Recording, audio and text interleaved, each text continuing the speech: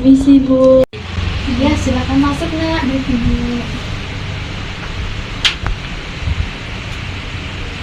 Silahkan, Nak, duduk di mana kamu bisa merasa nyaman di tempat ini. Baik, Bu, saya duduk di sini jamu. Ya, silahkan, Nak.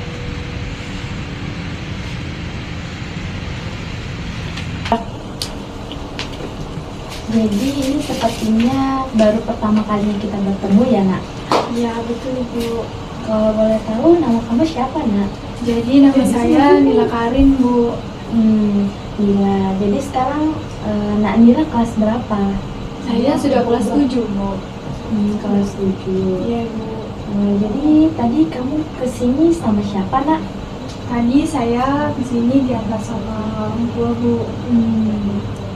Jadi sebelum Ibu izin memperkenalkan diri dulu ya, Nak.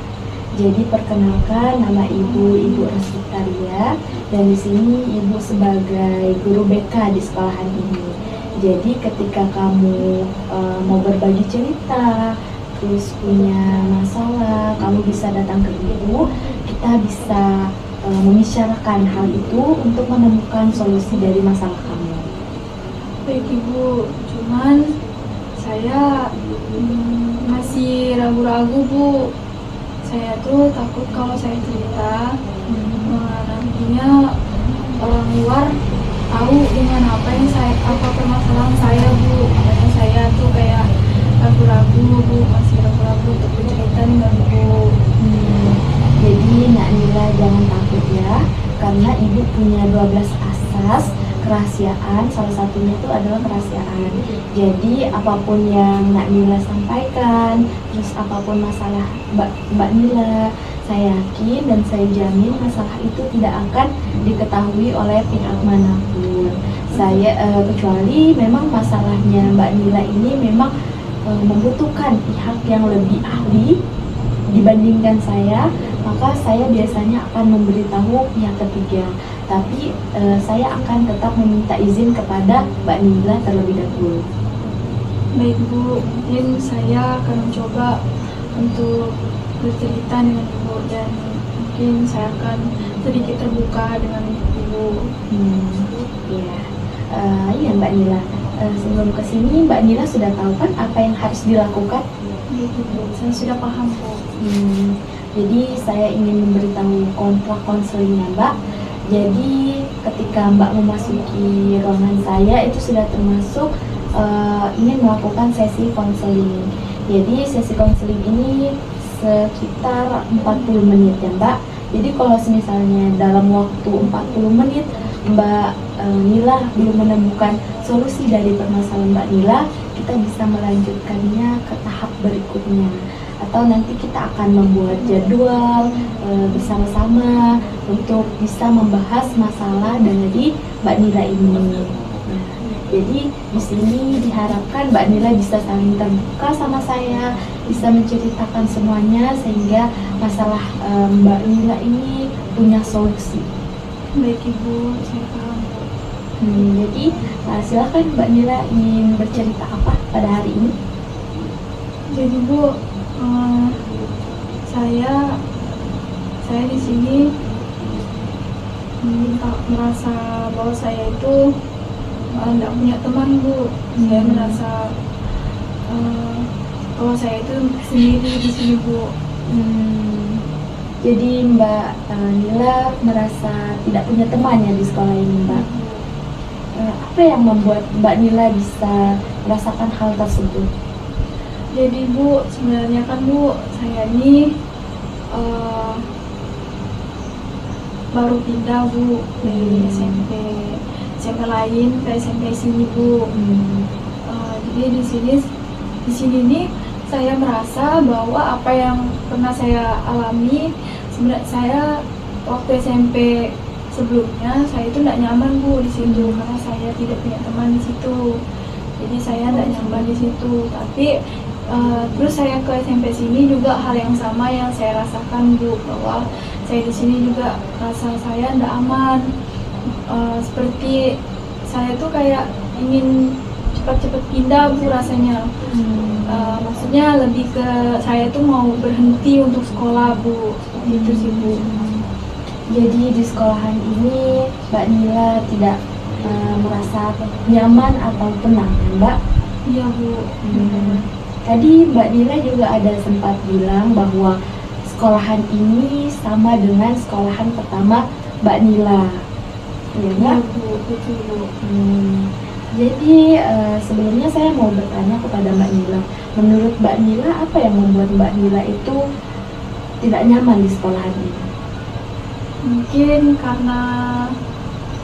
eh, karena saya kurang beradaptasi kali ya Bu. Terus saya tuh di sini juga saya merasa bahwa saya kurang berinteraksi karena cara bahasa kami itu berbeda. Mungkin itu yang membuat saya merasa bahwa saya itu tidak punya teman di sini Bu. Jadi ketika Mbak Nila dihadapkan dengan permasalahan ini, Mbak Nila merasa kurang berinteraksi dengan teman-temannya. Iya Bu. Betul, Bu. Jadi pada saat di sekolah yang lama, ketika Mbak Nila sulit untuk berinteraksi dengan temannya, apa yang Mbak Nila lakukan? Jadi yang saya lakukan itu Bu, saya menghindar Bu. Saya menghindar dari mereka. Terus saya nyuruh orang tua saya tuh untuk pindahkan saya ke sekolah yang lain Bu. Agar saya tuh bisa dapat merasakan hal yang nyaman di sekolah yang baru. Tapi ternyata hal yang sama juga terjadi di sekolah yang baru ini Bu. Jadi setiap Mbak Nila punya permasalahan ini, ketika Mbak Nila tidak bisa berinteraksi dengan teman-temannya, biasanya Mbak Nila meminta kepada orang tua untuk memindahkan Mbak Nila ke sekolah lainnya, Mbak. Iya Ibu. Jadi di sekolahan ini, tapi Mbak Nila tetap merasakan hal yang sama.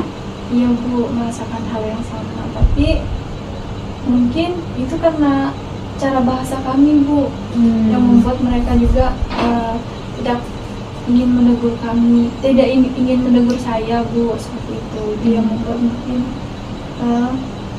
mereka tuh tidak berinteraksi dengan saya Bu.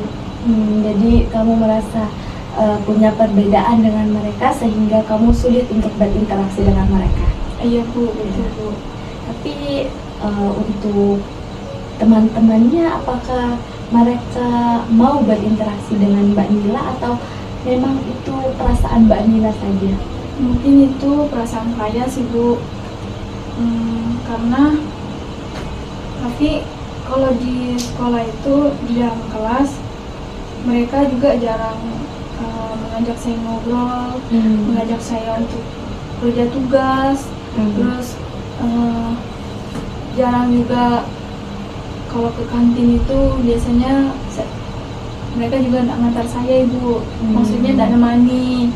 Terus saya tuh kadang sendiri ke kantin Bu.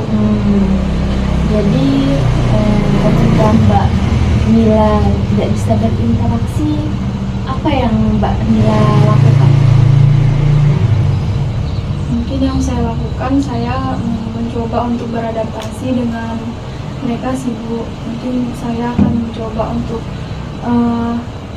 memahami perbedaan yang ada di kami Bu.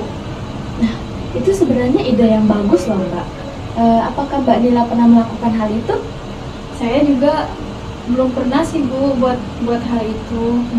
Tapi nanti saya akan coba Bu, agar saya bisa memiliki teman dan saya juga bisa beradaptasi di sekolah ini Bu. Saya senang dengan keputusan Mbak Nila. Sebenarnya keputusan Mbak Nila itu sudah sangat baik. Tinggal bagaimana cara Mbak Nila itu bisa menyesuaikan diri dengan teman-temannya, mencoba dengan mengikuti segala aturan yang ada di sekolah tersebut. Jadi contoh interaksi yang akan Mbak Nila lakukan untuk teman-temannya seperti apa Mbak? Mungkin saya akan mencoba memahami perbedaan yang ada di yang ada di kelas lah, misalnya dari bahasa kami, yang mungkin di situ yang membuat mereka juga segan untuk berbicara dengan saya, mungkin itu dari bahasa saya mungkin.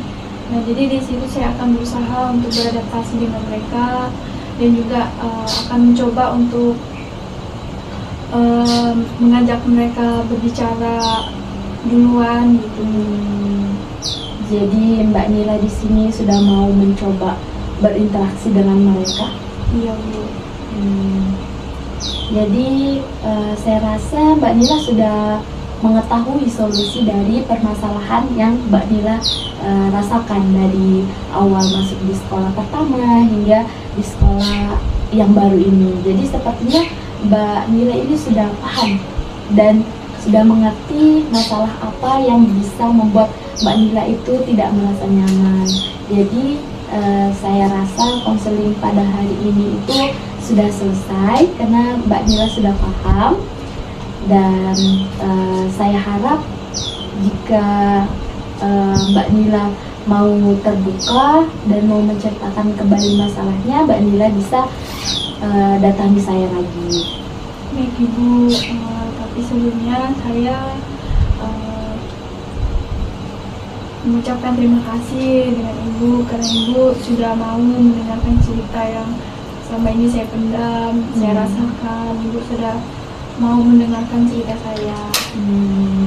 Jadi sebelum kita tutup konseling pada hari ini, apa kesimpulan dari Mbak Nila untuk sesi konseling pada hari ini? Jadi yang saya dapat simpulkan dari konseling hari ini bahwa perbedaan itu sebenarnya ada, tapi lebih baik kita lebih beradaptasi agar bisa mendapat teman yang lebih baik. Jadi Mbak Nila mau berusaha untuk berinteraksi dengan teman-temannya, Mbak? Iya, Ibu. Saya selalu mendukung segala keputusan Mbak Nila. Saya harap Mbak Nila bisa nyaman di lingkungan ini. Baik, Ibu. Terima kasih ya, Ibu. Iya, sama-sama. Kalau gitu saya kembali ke kelas ya, Ibu. Iya, Mbak Nila. Baik. Hati-hati ya, Mbak Nila. Terima kasih ya, Bu. Tetap semangat, Mbak Nila. Iya, Ibu. Gila, mantap sih. Cuma alarm